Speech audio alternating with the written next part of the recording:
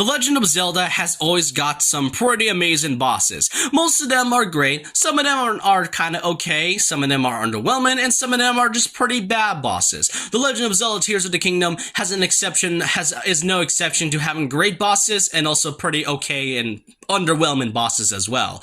And today, we're going to be ranking every boss that appears in The Legend of Zelda Tears of the Kingdom. That also includes the overworld bosses and the main boss dungeons in this game as well. Now, what really classifies as a boss battle? Now, I want to give out this one simple rule, is that one, obviously these are my opinions on how I feel about these bosses, and second of all is that I'm only ranking the bosses that has this giant health bar on the top of the screen. So that means I will not be including things such as the Lynels, because even though they actually feel like bosses, they aren't exactly counted as bosses if they don't have the giant health bar. And not only that, the monster forces in Tears of the Kingdom, they don't really count as a boss fight. They're just more like fighting regular enemies. So I want to get those rules out of the way. Like I said, my opinion, if you can disagree with me if you want. But with that, let's not waste time. Let's get ranking every single boss in The Legend of Zelda Tears of the Kingdom.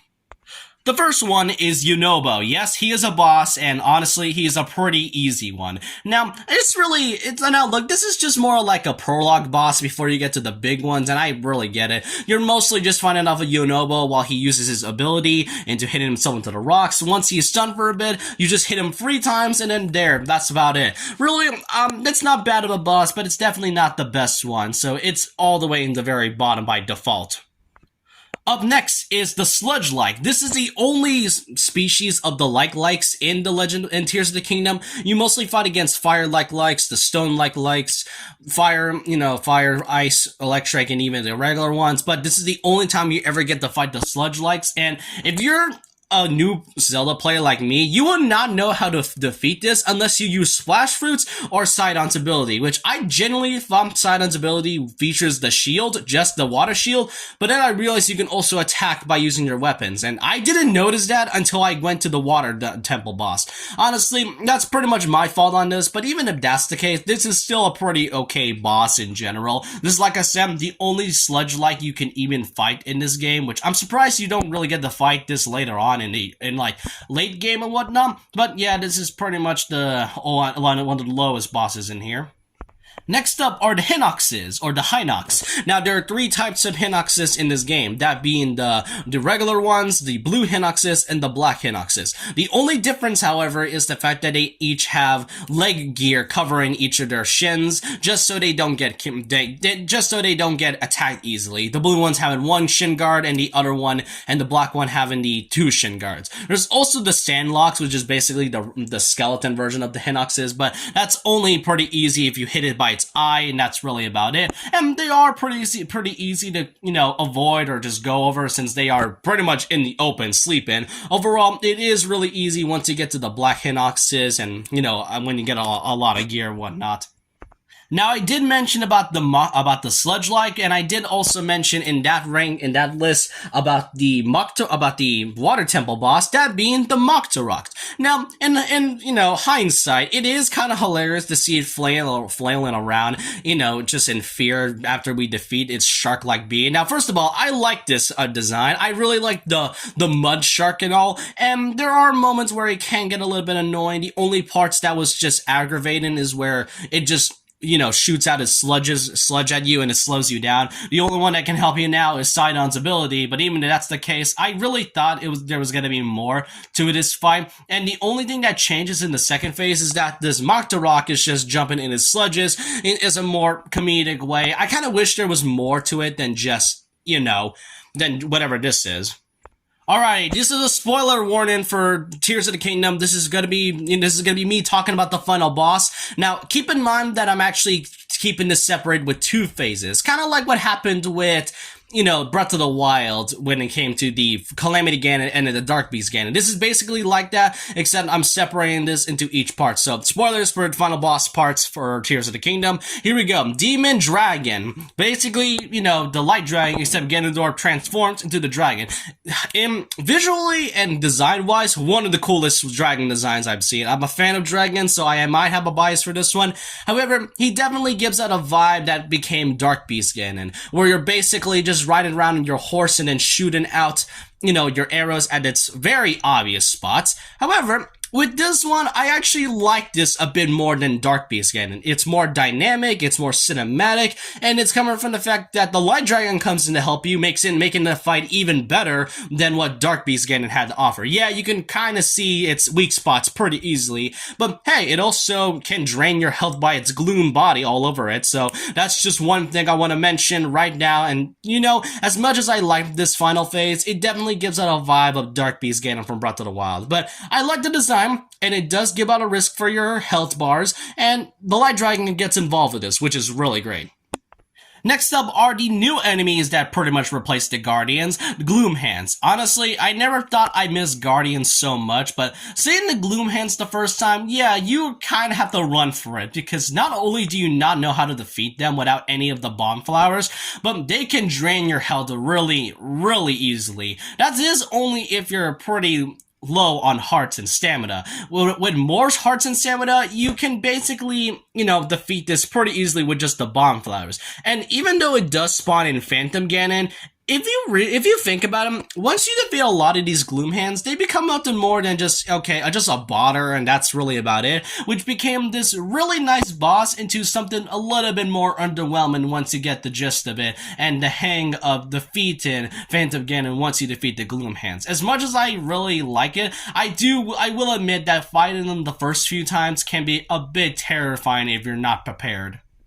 Up next are the Stone Taluses, another overworld boss that you can fight in Tears of the Kingdom and also in Breath of the Wild. The first with Breath of the Wild, there's like 3 types. You got the regular Stone Taluses, the Ice Taluses, and also the Fire Taluses in the Elden Mountain. However, with Tears of the Kingdom, they now added a 4th one, that being the Battle Taluses, which has, enemies on top of the Taluses as well, which can be dealt with easily, but you can also use some of your new abilities like the Ascend into basically get on top of it. I do like that variety and having the minions be involved in the Stone Taluses, and really, I enjoy these a little bit more than the Hinoxes.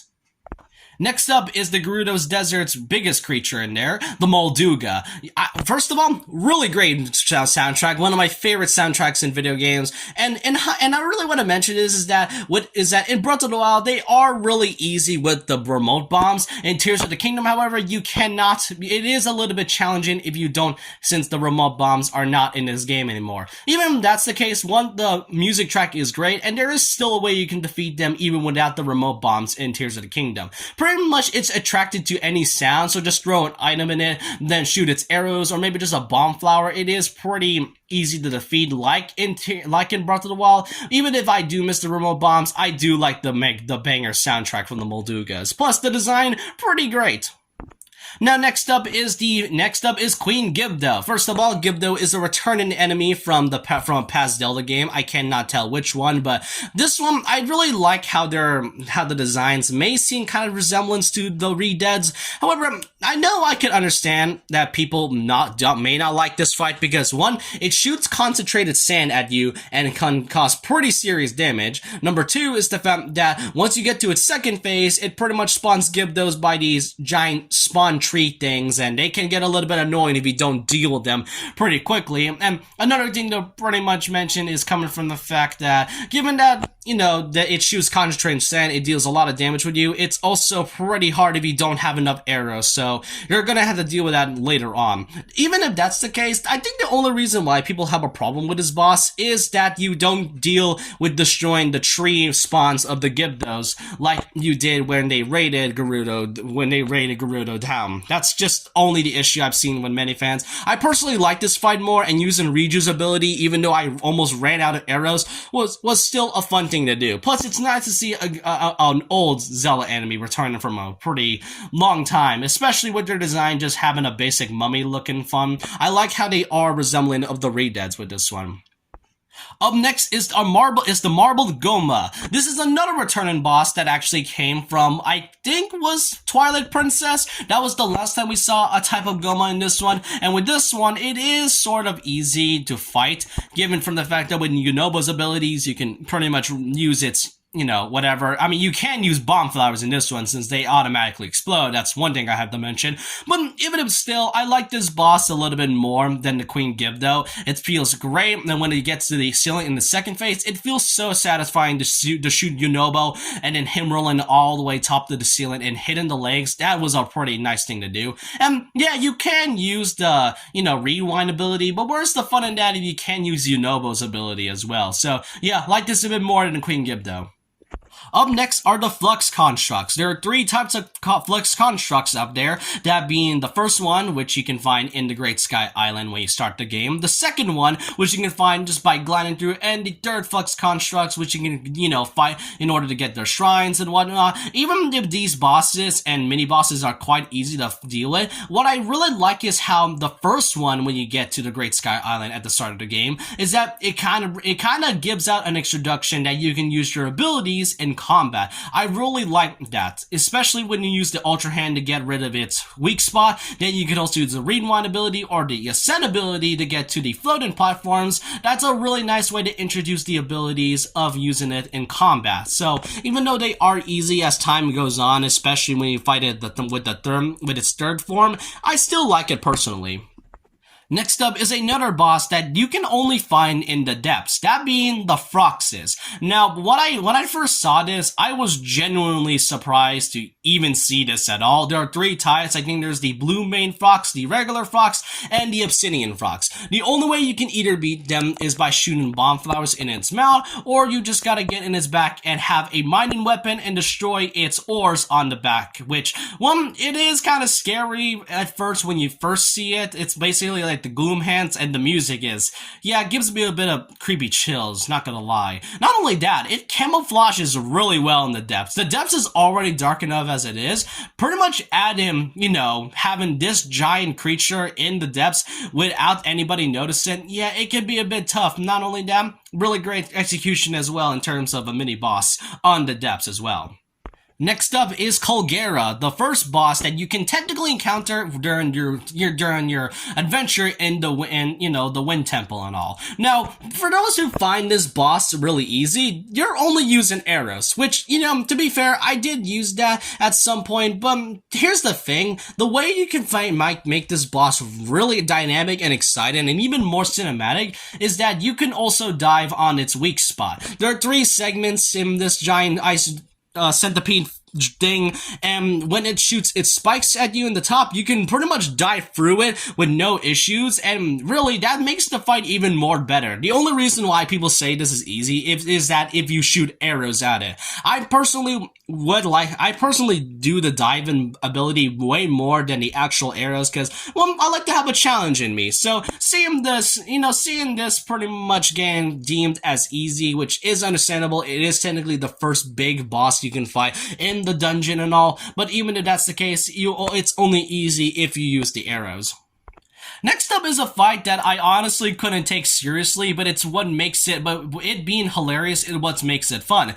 The Seas Construct is the final boss you can fight in, your last temple when getting the 5th stage. And with this one, a corrupted construct of all things, because after finding the Flux Constructs in its 3 forms, I was genuinely surprised to see a new construct that you can fight, and this time it's with using the 5th stage in a boxing ring type match, which, well, it is hilarious to just punch the Seas Construct, and it's even better with its second phase where it flies around and you have to shoot its cannon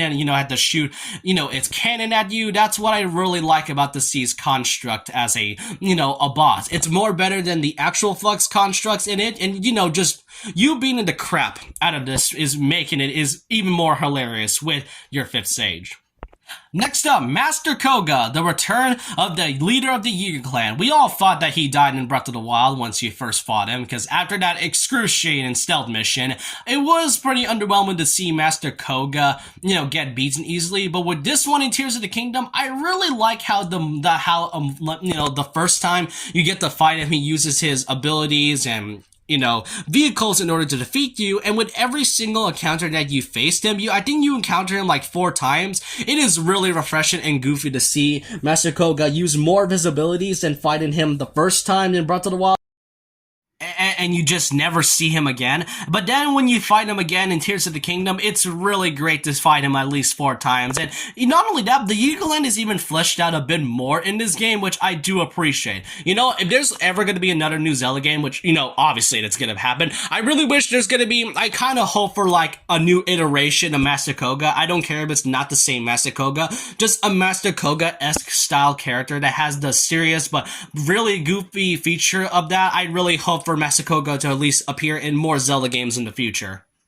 Now, coming out from Yunobo, a pretty underwhelming mid-boss when before you head into the Fire Temple, I did not expect, and I was really surprised to see another boss coming out of Death Mountain, that being Moragia. And while you can use Yunobo, he can't really reach it from afar, so the only way you can use it is by riding on your new vehicle by a plane. To be honest, I really liked that. Not only was this a great way of using the vehicles with Yunobo's ability in order to, defeat this boss easily, but it being a surprise boss after, going through Yunobo, a pretty underwhelming boss by default, it is a really nice way to use this as a way to show Yunobo's ability and the flying abilities to combat as well. Even though it may only last like a minute or two, it's still a fun boss and quite a surprising one to say the least. Now, I did say that the Gloom Hands become a little bit underwhelming right after you defeat it, and then it spawns in Phantom Ganon. It's only one Phantom Ganon, and you can only beat it if you're really good enough with your weapons and are really prepared. However, when you fight Phantom Ganon in Hyrule Castle, that to me is what makes this boss a little bit more better than what the Gloom Hands given out. Now, you may think that fighting one Phantom Ganon is, just bad enough, but try fighting 5 of them. 5 Phantom Ganons at once, and let's just say they are really, really tough, and especially when they shoot gloom out of their bodies everywhere in the area and using different types of weapons, not just their typical gloom sword, but also the Demon King Bow and also the Gloom Club. That's just really great, and fighting 5 Phantom Ganons at once is really refreshing even after beating a lot of Gloom Hands, really. That's what I really liked about this boss. It redeems what seems to be an underwhelming mechanic from the Guardians and then becoming more of a scary boss to basically becoming way more terrifying once you fight 5 of them at once.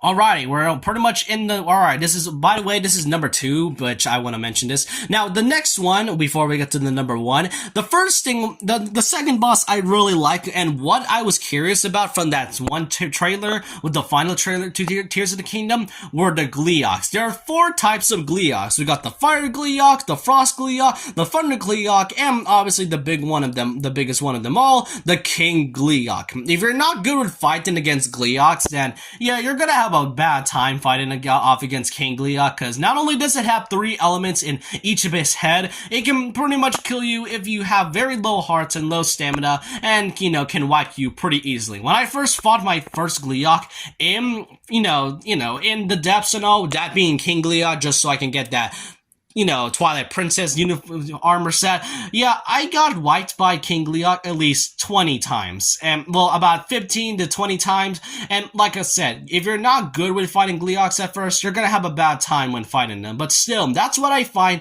this boss so fun. It makes you kind of think on what to use and what weapons you can make in terms of it. And when it goes to all the way high on the very top of the sky, and you have to find some way to get it, you can use rockets or some wind turbines once it uses its ability to attack. Really, I like how dynamic this boss can give out. And now we're pretty much in number 1 of the best Zelda Tears of the Kingdom boss, and obviously just like with the Demon Dragon, this is also a final boss spoiler, so if you don't want to see that, I highly recommend getting it out, or just skip it to the end as soon as possible. With that, we then get to the big boss, that being Demon King Ganondorf. After all that build-up, and after not seeing Ganondorf in a mainline Zelda game since Twilight Princess, this fight was definitely worth it. First of all, it feels like you're dueling against Ganondorf, because the first phase, it's pretty easy. If you have the Master Sword, it is pretty easy. Its health goes down pretty fast, and really, it gives out such a great performance. After all that build-up, you get to see Ganondorf, and just in time, he goes back into his prime form and gives you a proper sword fight. But then when you defeat his first phase, his second phase comes in, and he becomes this, and the health bar, yeah, he keeps on extending, he keeps on going until it stops. That's what I find scary and intimidating about this type of Ganondorf. The second phase kind of, gives me a lot of stuff about Ganondorf. This was a really great build-up. Not only them, music and fight, really great, and the voice acting from Matthew Mercer, it shows that Matthew Mercer was really living up to having voicing Ganondorf. I can tell that if Ganondorf being voiced by Matthew Mercer, he was having a fun time playing this character. Really, it's a great thing to see Ganondorf fighting off against Ganondorf after almost over a decade since Twilight Princess. To me, this is by far one of the best Ganondorf fights in the Zelda series, if not the best Ganondorf fight, just right behind either Ocarina of Time or Twilight Princess. Even if that's the case, great build-up, really great music, and even though I was underwhelmed by the third phase, the first two phases really gives off, Ganondorf really gives off a proper duel on what a Ganondorf fight should be in the future. I really hope Ganondorf appears in more Zelda games in the future, but that's just what I can feel about this. So that's every boss ranked from worst to best in The Legend of Zelda Tears of the Kingdom. Let me know your thoughts and opinions down below. What do you think is the worst and best boss in Tears of the Kingdom? Let me know your thoughts and opinions down below about this. And so with that, leave a like, comment, subscribe, hit the notification bell for more videos, follow my Twitter, and I'll see you guys next time. And remember this, once a legend, always a legend.